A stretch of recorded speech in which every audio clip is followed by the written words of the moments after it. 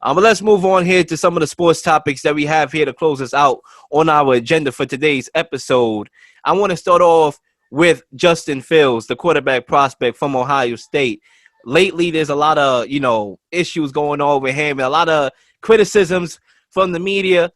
We shouldn't be that surprised. A lot of black quarterbacks in the NFL, when it gets around this time, Lamar Jackson, you need to work out as a wide receiver. Kyler Murray, you too short to be a quarterback. The black man is not smart enough to be, a quarterback in the league. The Doug Williams days before Doug Williams won himself a championship and was not one of those runners. He was actually a pocket passer that sat in that pocket and delivered the football. And now the Stone the Builder with Jex becomes the head cornerstone because the majority of the quarterbacks in the NFL right now, African Americans. So about Justin Fields, the criticisms is coming left and right. Is the criticisms of quarterback prospect Justin Fields more about his talent or is it racially coded?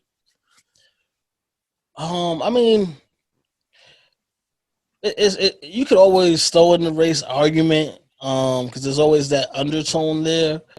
But in this particular situation, I think it's more so on his talent because if you look at Trey Lance, who's also a black quarterback, his stock has risen over the past week and a half. On all I hear is people talking about Trey Lance and how good he is and how he's going to be the surprise and his stock is rising.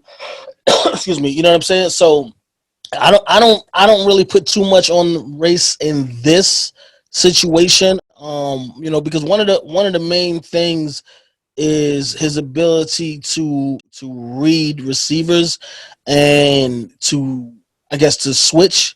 I think it was like 70% of his passes go to the intended receiver on the play, whoever was the number one read on the play, and that's a problem.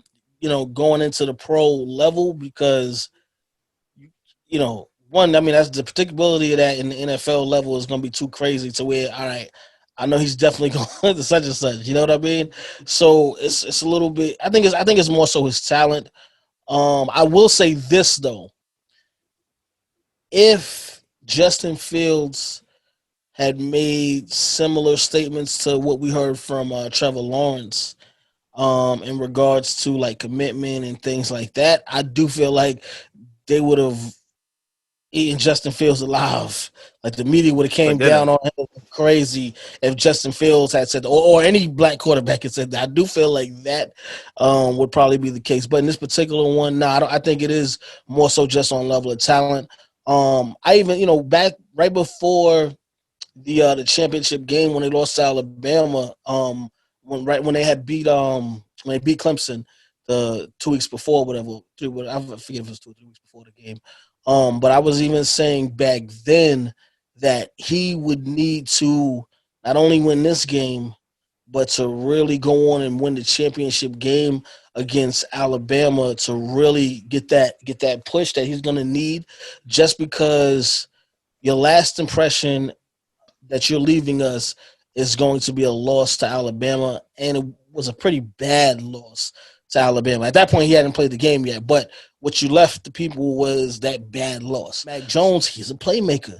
You want to say he got Devonta Freeman and Najee Harris out there, okay, but guess what? You got to connect with those guys. There's a lot of quarterbacks that got top receivers, and they don't win championships.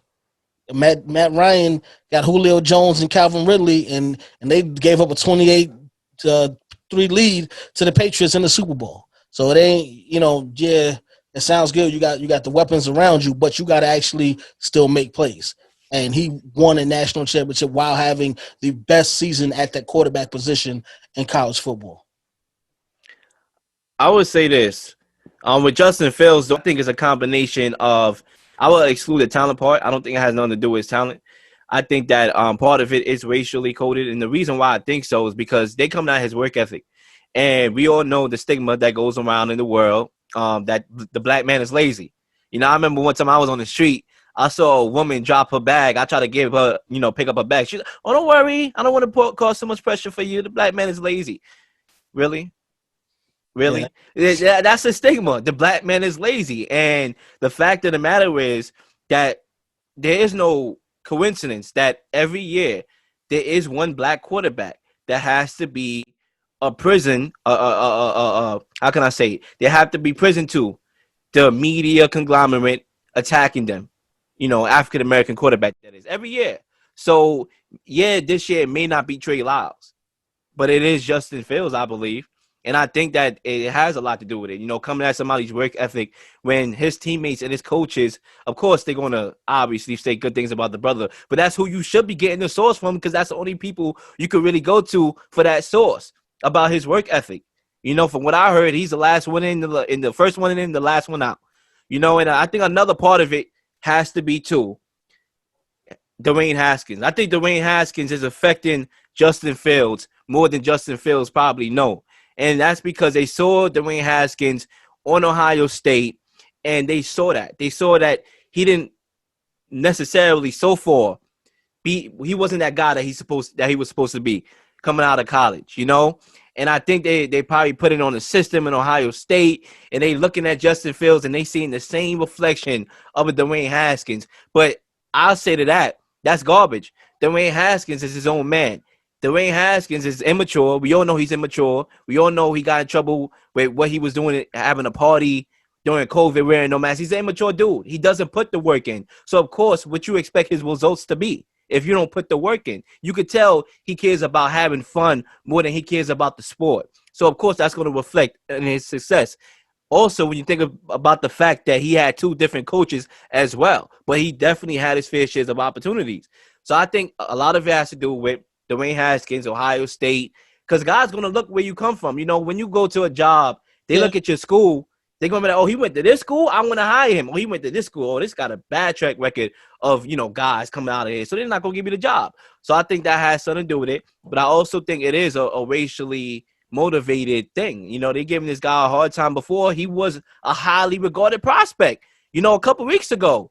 And then all of a sudden, these norms just start coming out of nowhere. It wasn't like this was the norm at the beginning of the year, even after the national championship game. Yeah, his stock probably dropped just a bit, just a tad. But it wasn't these questions. They just automatically. I think it was enough to drop him from being the second ranked prospect, though.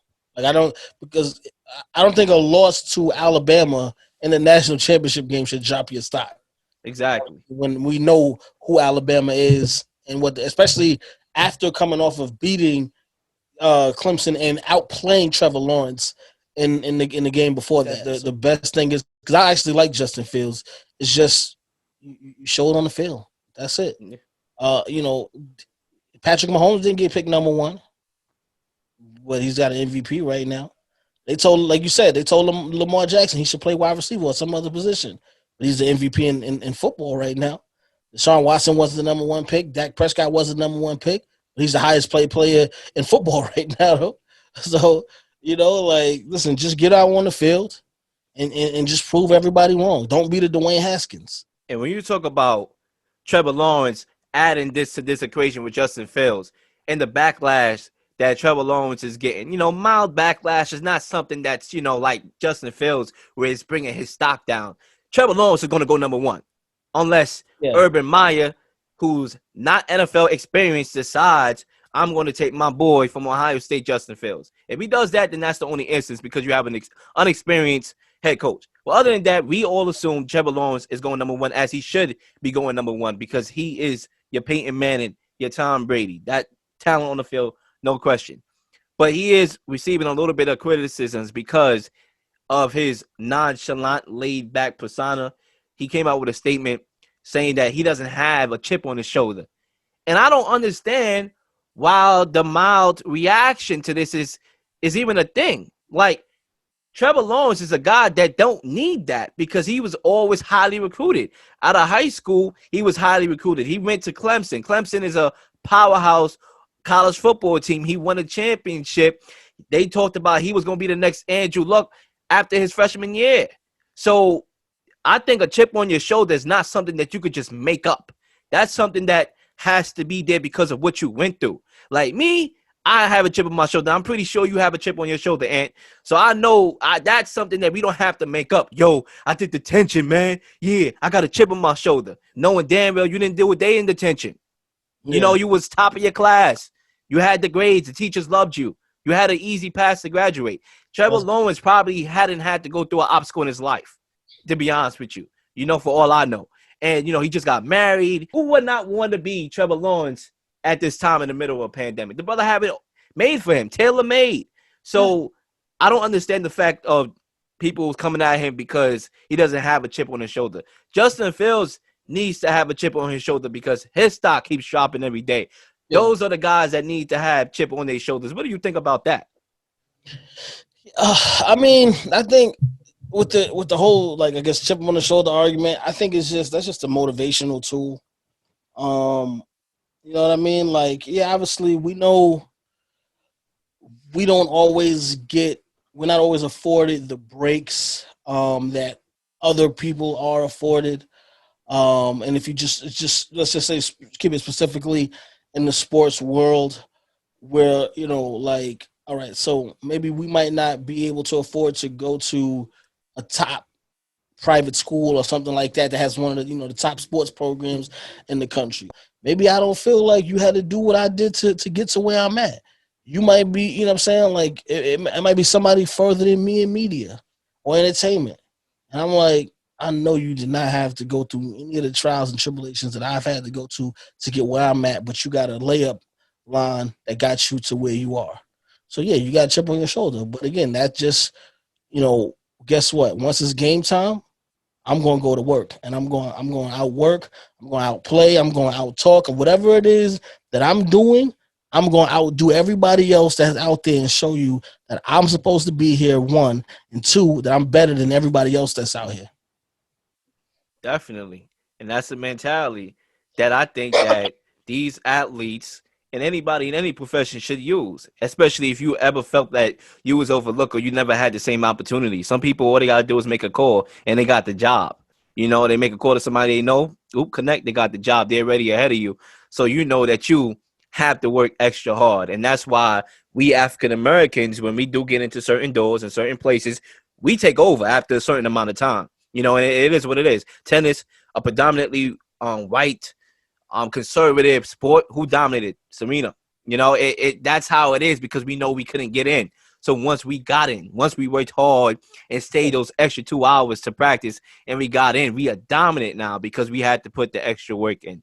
So with Justin Fields and any of these quarterback prospects, I expect them to have a huge chip on their shoulder, and I'm expecting to see it translate on the football field. Trevor Lawrence, he doesn't have to make up any story in his head. I'm pretty sure he's going to dominate just by being himself because he is that talented. Some people are just talented. They don't have to work as hard because God just gave them the talent. Trevor Lawrence is one of those people. So we'll see what happens. I can't wait for the NFL draft coming up. And that's good because, you know, it's good to have that because, and I'll tell your listeners a story. This is why we're talking about the top quarterbacks in the country. I don't know if you've ever seen the show Elite 11 on ESPN. I heard about it too, but it's like the top 25 high school quarterbacks in the country. So they filmed the show in Cali, Texas. They filmed in 5 cities: Cali, Texas, Georgia, and I think it was Atlanta, Chicago, and New York. I believe was the 5 cities. So, you know, when they came to New York, they filmed that on Ward's Island by where Icon Stadium is over there. So I filmed. So I was on the shoot. I got hired to shoot that day, and this is obviously it's an ESPN show. But when I'm there and I'm looking around, I'm like, damn, I'm the only black cameraman here. What the hell going on here? And not only am I the only black cameraman here, I'm the only young cameraman here. All of these dudes are like, I mean, you say, you know what? Let me not assume because they just maybe they could just look old because, you know, everybody don't age as gracefully as brothers and sisters do. So let me not assume fully, but you know, but you can tell they was like most of them dudes was like in their 40s, 50s, maybe in that range. So I looked at him, I'm like, damn, ain't no young people here working behind the camera, no black people, no Spanish people. It's literally just me on camera. I'm like, you know what? I mean, once I just was like, all right, you know, whatever. I just went straight to work. Like, all right, well, guess what? The same way you here, I'm here. I'm supposed to be here too. You know what I'm saying? So you know, yeah, you use that as motivation, and like you said, you do want to open doors for people, but you know, again, opening doors is a process in itself because in order to open doors, you have to push yourself to a certain level first so that you can actually reach and open the door for somebody else. When you see these companies and people that going back to the whole, you know, George Floyd, you know, verdict, the Derek Chauvin verdict thing, you know, you see these people that you have to be mindful of that say, oh, that's good. You know what I'm saying? I'm with that. Black Lives Matter. Everybody, you know, support everybody and things need to But it change. don't reflect in their hiring. But your hiring practice don't reflect that. Exactly. You know, we got That's to, a big thing. That's that's a big why thing right there. you got to, that's why, you know, when I said earlier about us getting past those generations, because you got to think who's doing the hiring? Who's in charge of hiring practice? Exactly.